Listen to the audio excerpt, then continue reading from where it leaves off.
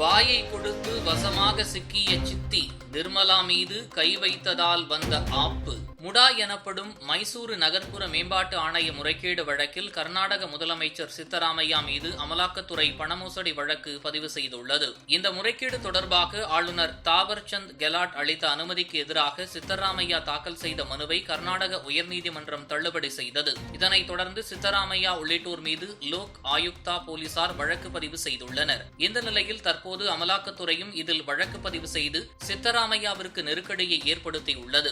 கர்நாடகா முதலமைச்சர் சித்தராமையாவின் மனைவி பார்வதிக்கு சுமார் 56 கோடி ரூபாய் மதிப்பீட்டிலான 14 இடங்களை மைசூரு நகர வளர்ச்சி ஆணையம் ஒதுக்கியிருந்தது. இதில் முறைகேடு நடந்துள்ளதாக பரபர குற்றச்சாட்டு எழுந்தது. இது தொடர்பாக பெங்களூரு மற்றும் மைசூருவை சேர்ந்தவர்கள் மனு தாக்கல் செய்தனர். மனுக்களின் பேரில் முதலமைச்சர் சித்தராமையா மீது வழக்கு தொடுக்க அம்மாநில ஆளுநர் தாவர்சந்த் கெலாட் கடந்த ஆகஸ்ட் மாதம் 17ஆம் தேதி அனுமதி அளித்தார்.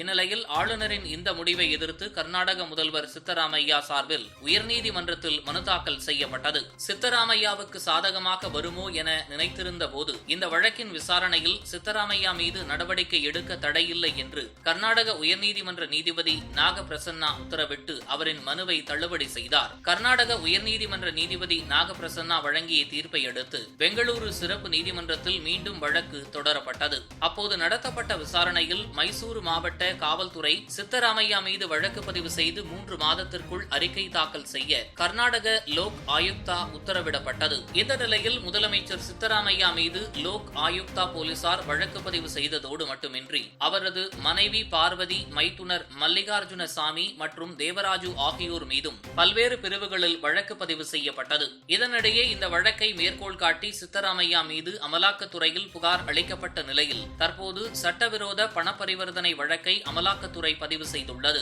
இப்படி அடுத்தடுத்து சிக்கலில் மாட்டிக்கொண்டிருக்கும் சித்தராமையாவின் முதல்வர் என்கிற ஒரு சிம்மாசனம் நீடிக்குமா அல்லது டெல்லி முன்னாள் முதலமைச்சர் அரவிந்த் கெஜ்ரிவால் மீது அமலாக்கத்துறை போட்ட வழக்கு காரணமாக முதலமைச்சர் பதவி பறிபோனது போன்றும் ஜார்க்கண்ட் முதலமைச்சர் ஹேமந்த் சோரன் மீது அமலாக்கத்துறை வழக்கு பதிவு செய்ததன் விளைவாக சிறை சென்று தன் முதலமைச்சர் பதவியை இழந்து பின்னர் தற்காலிக முதலமைச்சராக பதவி வகித்த சம்பாய் சோரன் பாஜகவில் சேர்ந்தது போன்று தற்போது கர்நாடக முதலமைச்சர் சித்தராமையா நிலைமை என்னவாக போகிறது என்பதை பொறுத்திருந்துதான் பார்க்க வேண்டும். இவர் மீதான குற்றச்சாட்டு நிரூபிக்கப்பட்டு நிச்சயம் சிறை செல்வது உறுதி என்பதனையே அரசியல் விமர்சகர்கள் கருத்து கூறி வருகின்றனர். இதுபோன்று முக்கிய நிகழ்வுகள், அரசியல் தகவல்களை ஆழமாகவும் மாறுபட்ட கோணத்திலும் அறிந்து கொள்ள மறக்காமல் உங்கள் IND தமிழ் 24x7 பக்கத்தை பின்பற்றிக் கொள்ளவும்.